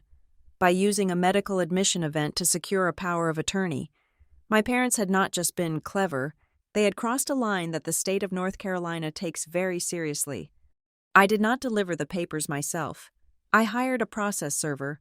I sat in my office at Redwood Gate, watching the rain streak the window, imagining the moment the doorbell rang at my parents' house. I imagined the confusion, the tearing of the envelope, and then the silence. The first domino to fall was the bank. Marissa had subpoenaed the full security logs. The bank's fraud department, once alerted to the possibility of internal complicity, had gone nuclear. They provided a 60-page report that was a work of art. It showed a clear pattern. For 5 years, my account access had come exclusively from 2 IP addresses, my home and my secure VPN at work. Then, in the 48 hours leading up to the theft, there was a flurry of login attempts from a mobile device registered to a carrier account under the name Graham Kincaid. The report also flagged the smurfing attempts. The series of transactions kept just under the $10,000 reporting limit. In the eyes of the bank, this was not a family loan. This was a structured financial crime. They immediately froze the recipient account, my father's checking account. The problem for my parents was that they had already spent the money. They had written checks to the caterer, the florist, and the travel agent. When the bank froze the account to investigate the fraud, the checks that hadn't cleared yet started bouncing. Then came the real estate implosion. As I had predicted, the cash investor Graham had found, a shell company called Apex Capital, did not appreciate buying a lemon. When their title insurance company did the final post-closing sweep and discovered the recorded memorandum of the 99-year lease to the Barrett Legacy Trust, the reaction was instantaneous. Apex Capital did not sue me. They sued the sellers. They filed a lawsuit against Harlan and Cynthia Barrett for breach of warranty of title and fraudulent misrepresentation, but they went a step further. They named Graham Kincaid and his brokerage firm as co-defendants for professional negligence and failure to disclose material facts. Graham was not just looking at a lawsuit, he was looking at the revocation of his real estate license. My phone began to ring. It rang incessantly. It was my mother first, then my father, then Brielle. I did not answer. I had set up a specific auto-reply on my voicemail, scripted by Marissa. You have reached Sloan Barrett. All inquiries regarding pending litigation must be directed to the law offices of Vale and Quill. I am not at liberty to discuss these matters personally. It was the ultimate firewall. It denied them the oxygen of my emotional reaction. They wanted to scream at me, to guilt-trip me, to cry and beg. They wanted to drag me back into the mud where they were comfortable. But I stayed in the tower of the law. The silence drove them mad. I learned through Aunt Lydia, who had suddenly become a conduit for family gossip now that the dynamic had shifted, that the happy couple was not so happy. Graham is sleeping in the guest room, Lydia told me over the phone one evening. She sounded satisfied. Apparently, he is blaming your father for the power of attorney. He says Harlan swore it was ironclad. Harlan is blaming Graham for not checking the title. And Brielle? Brielle is just crying because the honeymoon checks bounced. They didn't go to the Maldives? I asked, sipping my tea. They got to the airport, Lydia chuckled. The travel agency canceled the tickets when the payment was reversed by the fraud alert. They spent their honeymoon in the terminal waiting for an Uber. But the real twist, the piece of information that turned this from a tragedy into a farce, came from Marissa's private investigator. We had been wondering why Graham was so desperate. Why risk a felony for a $30,000 wedding shortfall? It seemed excessive, even for him. Marissa called me into her office on a Tuesday. She looked like a cat that had just eaten a very expensive canary. We found the motive, she said, sliding a credit report across the desk. I looked at it. It was Graham's file. It was a sea of red ink. Graham Kincaid is not just broke, Marissa explained. He is underwater. He owes $80,000 to a hard money lender in Charlotte. Apparently, he tried to develop a duplex last year, cut corners, got red-tagged by the city, and lost the principal.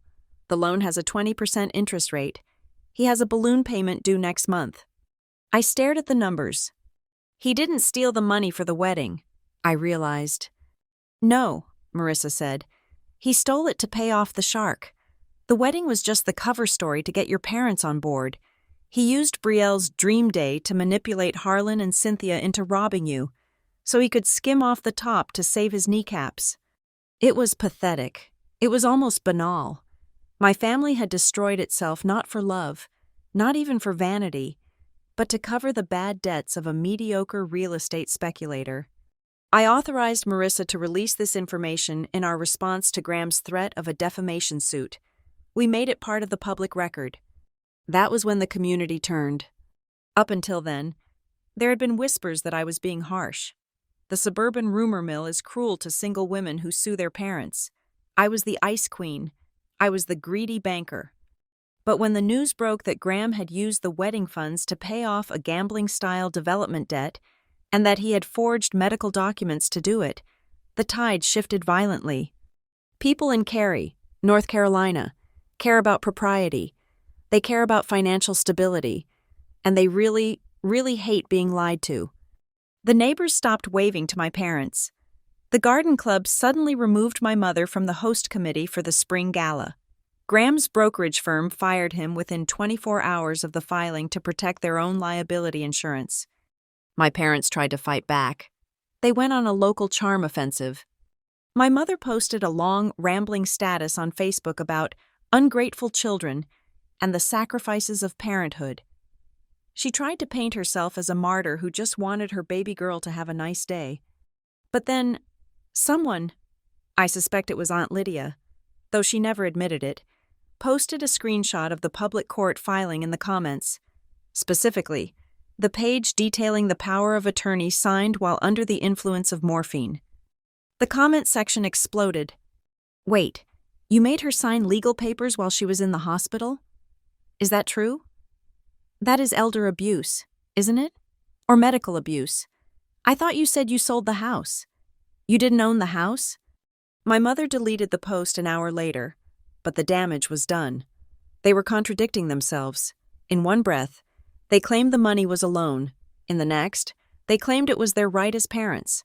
In a third version, they claimed Graham tricked them. They were drowning in their own lies. The stress began to fracture them physically. Harlan developed a tremor. Cynthia lost weight. Her face gaunt and pale without the expensive makeup she could no longer afford. And Brielle? Brielle showed up at my office building. I saw her from the lobby. She was arguing with the security guard. She wasn't wearing the designer tracksuit anymore. She was wearing jeans and a sweater I recognized from 5 years ago. She looked tired. She looked young. I did not go down. I watched her from the mezzanine. I watched her pull out her phone, dial my number, and look up at the glass windows, searching for me. My phone buzzed. Sloan, please. Graham is leaving. He is moving back to Charlotte. He says he cannot deal with the legal fees. He is leaving me. Sloan, please. I do not have any money. Mom and Dad are broke. Just talk to me. I looked at the message. I felt a pang, sharp and familiar. It was the old instinct, the conditioned response to fix it, to write a check, to smooth it over, to be the big sister. I looked at the wedding receipts folder on my desktop. I looked at the amortization schedule Graham had tried to force me to sign. I thought about the hospital bed 7 years ago. I did not reply. I blocked the number. I turned back to my work. Marissa called me late that afternoon. The pretrial hearing is set for Friday, she said. The judge has reviewed the preliminary evidence. He is not happy with them. Sloan, he is looking at the medical records regarding the signature, and he is looking at the bank fraud. He is talking about referring the notary violation to the district attorney. What does that mean for them? I asked. It means this isn't just a civil suit anymore, Marissa said. It means they are walking into that courtroom thinking they are fighting over money, but they are actually fighting for their freedom. They are going to try to settle. They are going to offer you everything, the furniture, the cars, a payment plan for the rest of their lives. I do not want their furniture, I said. I know, Marissa said. Her voice was soft, respectful. You want the truth to be the only thing left standing. I will see you on Friday, I said. Sloan, Marissa added before hanging up. Wear the red dress again. It sends a message. No, I said, looking out at the city skyline. I am wearing a suit, navy blue, the color of a bruise that is finally healing, the color of compliance. Marissa laughed. Perfect. Friday is the end of the line. Sloan, the final hearing will be the place where they finally understand that they did not rob a daughter. They robbed a witness, and they definitely messed with the wrong woman. I hung up the phone. I closed the folder on my desk. The audit was complete. All that remained was the sentencing. The Wake County courtroom did not smell like justice. It smelled of floor wax, old wood, and the stale, nervous sweat of people who realized they had gambled everything on a bluff and lost. I sat at the plaintiff's table next to Marissa Vale. I wore a navy blue suit, sharp and tailored, the uniform of my profession. My hair was pulled back in a severe, tight bun. I had no jewelry, no makeup to hide behind, and absolutely no expression on my face. Across the aisle, my family looked like a portrait of disintegration. Harlan sat slumped in his chair, his face a map of broken capillaries and regret. Cynthia was weeping softly into a tissue, a performance that had worked on me for 30 years but was currently annoying the bailiff. Brielle sat as far away from Graham as the table would allow, staring at her hands, and Graham looked like a man who was trying to shrink until he disappeared entirely. The proceedings were not dramatic in the way television shows are. There were no shouting matches, no surprise witnesses bursting through the doors. Instead, There was the methodical, crushing weight of documentation. Marissa began with the power of attorney. She called Dr. Aris, a forensic handwriting expert, to the stand. He projected the document onto the screen, the piece of paper that had started this entire war. "Please direct your attention to the signature line," Dr. Aris said, his laser pointer circling my name. "Note the tremor in the ascenders of the L and the H. This is consistent with a hand suffering from significant motor control issues. Furthermore, when cross-referenced with the hospital logs provided by the plaintiff, this signature was executed at 2:15 in the afternoon on August 14th. At 2 o'clock, 15 minutes prior, the patient was administered 4 milligrams of morphine intravenously." The judge, a stern woman with reading glasses perched on the end of her nose, looked over her spectacles at my father. Harlan shrank even further into his cheap suit. "The patient was chemically incapacitated," Marissa stated for the record.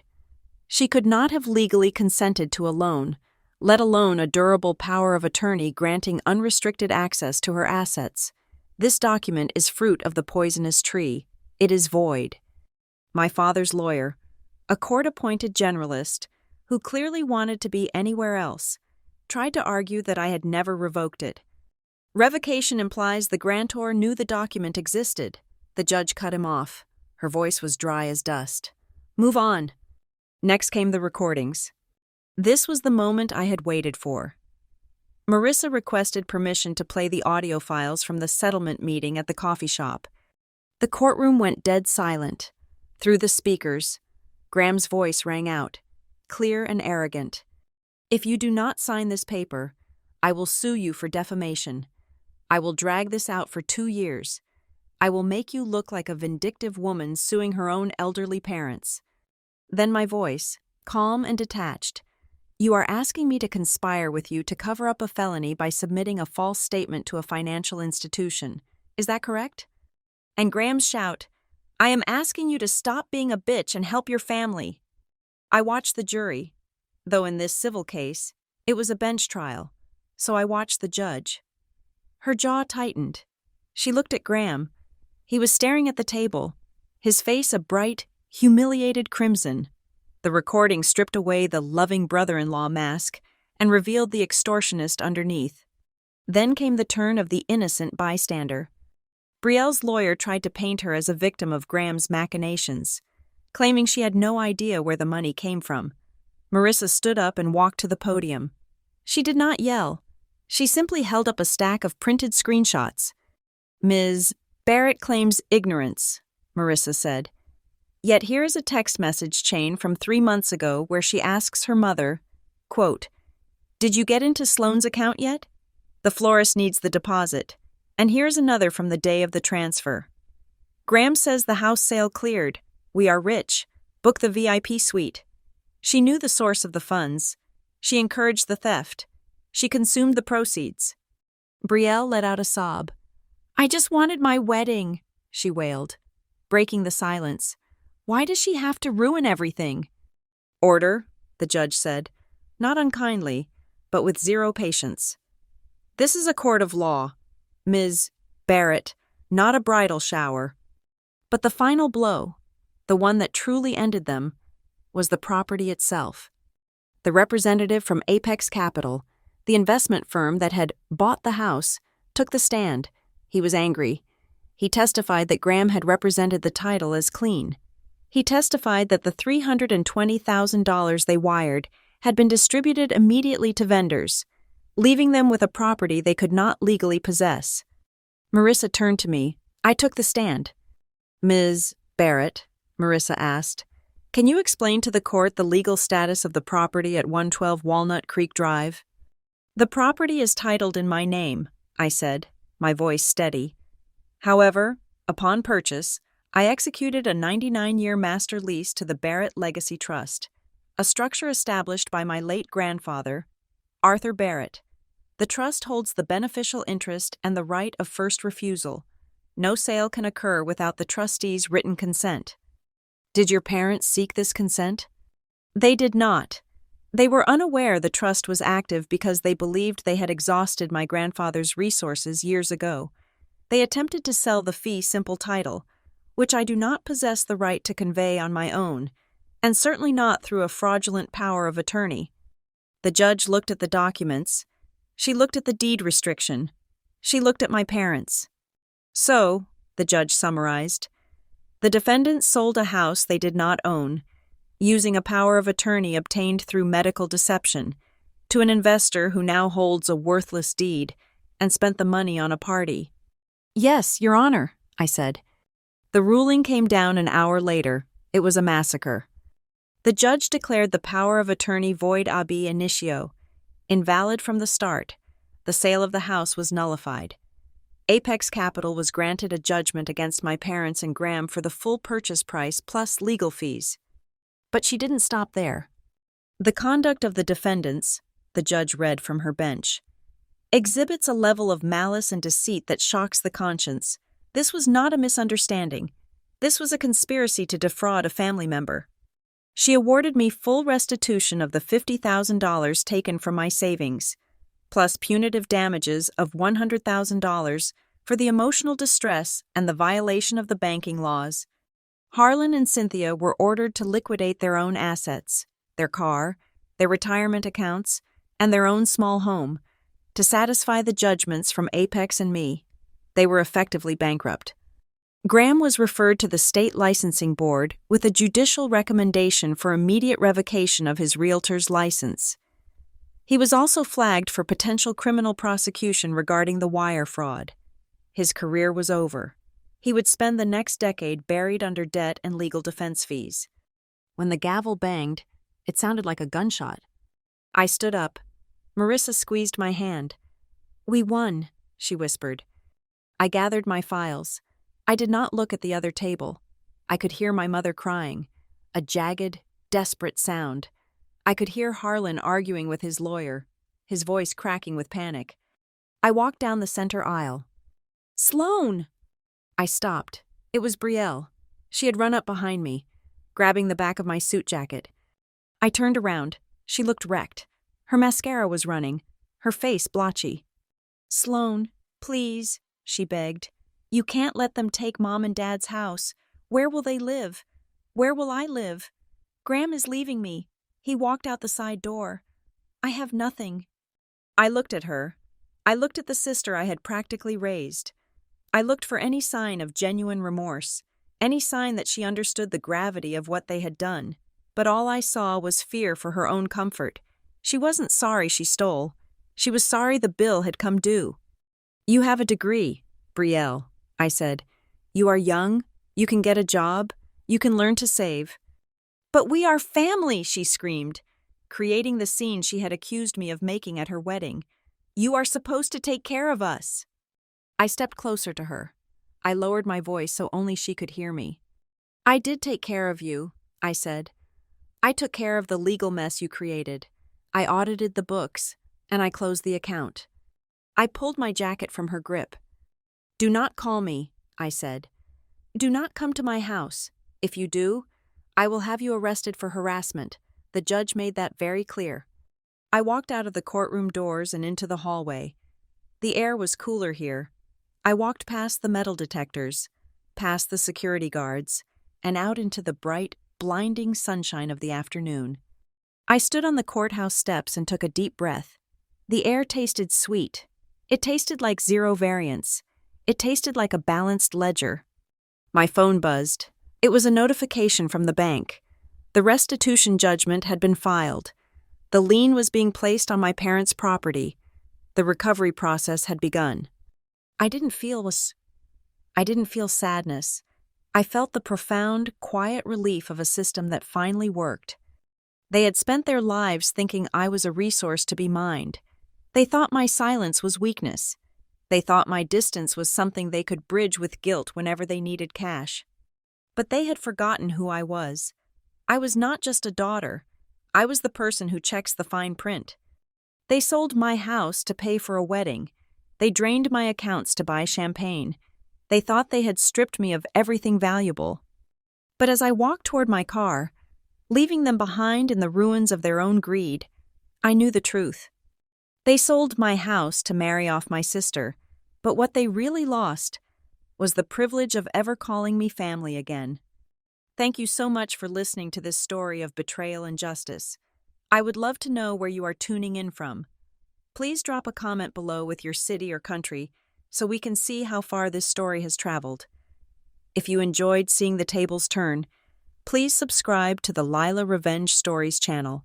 Hit that like button and smash the hype button to help this video get discovered by more people who need a little satisfaction today.